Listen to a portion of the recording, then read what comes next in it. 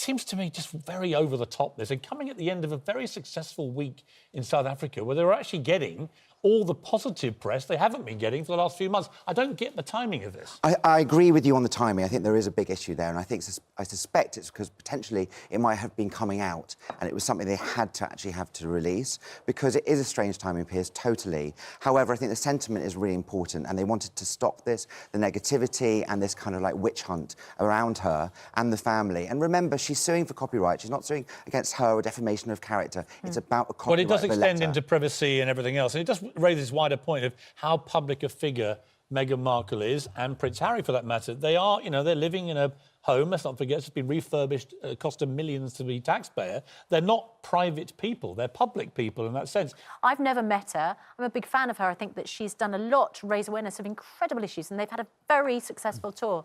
What is the toll it is taking that we're not seeing? I think the main thing is that it's about this relentless bullying. I think it's about, you know, from a mental health point of view, we're talking about this a lot. You know, Prince Harry is head of Diana Award, which is about anti-bullying. And this is somebody whose wife is being constantly vilified by the media and on Twitter and with trolls. And she hasn't got the right to reply. OK, but there's different... Trolling is different on social media. They have also had a lot of great publicity. Yeah. This week has been extraordinary, hasn't it? And 100%.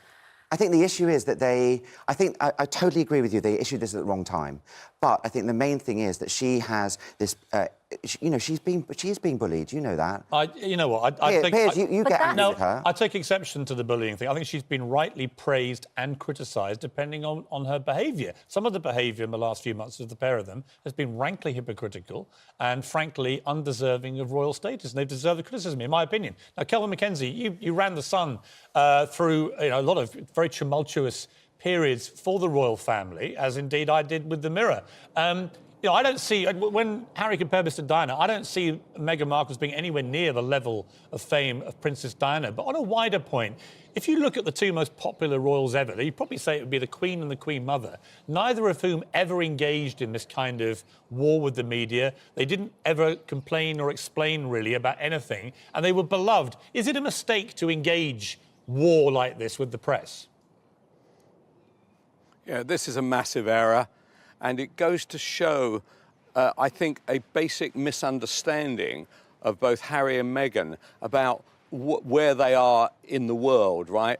They want to be celebrities, but in fact they're royals. And if you're royal, keep stum, keep quiet, don't get involved. There are columnists who write nasty things about you. Don't read them. That's the secret. The idea that you're sitting there reading it and getting upset about it. I am extremely worried about Harry right now. I mean, only the other day he said that he was so burdened by what was happening in the world that he couldn't get out of bed.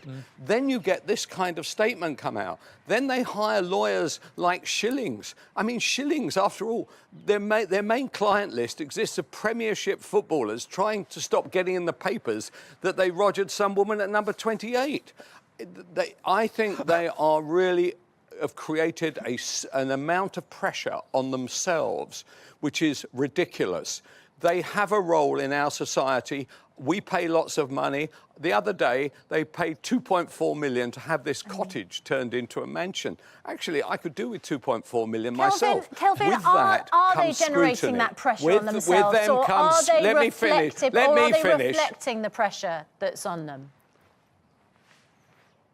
Are they reflecting it? Yeah. With it, they feel it. What they should do is simply not read stuff which is critical of them. All they want to read is kind of like fashion pieces in Vogue. Life is not like that. And forget about the papers. Look at yourselves. Look at the tremendous amount of socials and trolling that's going out there, which is by a factor of 20 million, worse than the Mail on Sunday running a letter which was written by Meghan to her father, and her father chose to share it because he was upset with the readers of the Mail on Sunday. What is wrong with that? An upset father who has been completely moved to one side by his own family. I always wondered how this marriage between Meghan and Harry was actually going to work out once the spotlight wasn't like a Hollywood spotlight, was become a press spotlight. See that? Okay. And I am very fearful that... Yeah. Nick, Kelvin makes some points there, which I think a lot of people will agree with. Not everyone. A lot of people will agree with you. It is a difficult relationship, the royals and the media, and sometimes the media do go over the top. I'll give an example.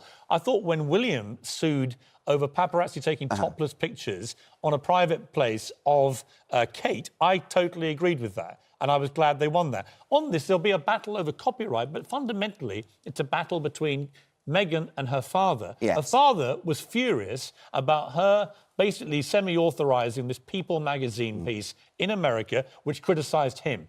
He viewed it as putting the record straight. Is he not entitled to do that? I mean, you can blame the media all you like, but actually it was her dad who put this into the spot. Listen, you're entitled to your right to reply, and of course you are, and it's her father, and that is a very personal thing. That shouldn't be played out to any of us. I don't think we want progressive royals who are going to be very political about everything. No, but I think we want royals who actually can argue the point. And the reason they can't be progressive, Nick, is because there'll be so much hypocrisy when they try. Okay. What they'll do is, let's save the planet, every footprint counts. And now, even today, there's a story about them, you know, flying out all these cars out there. I get it for security reasons, but none of it sits well with every footprint counts.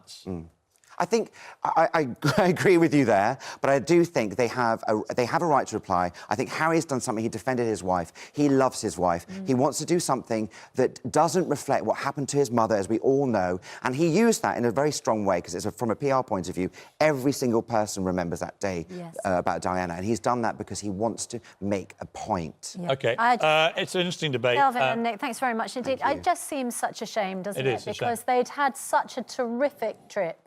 And, in fact, it's not even over. They've got a few more appointments. There would have been today. a whole load of end-of-tour reports saying how brilliant, they've turned the corner, the press would have been ecstatic about it. I was going to write a column myself today, genuinely, about this has been a great success.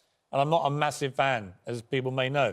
But I was going to write that column. Instead, I'll be writing a very different column, because to me, this is nonsense. So, you know, what have they achieved, really? Who wins?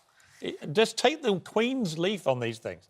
Watch the way the Queen handles the media. She's a master. That's why people love her.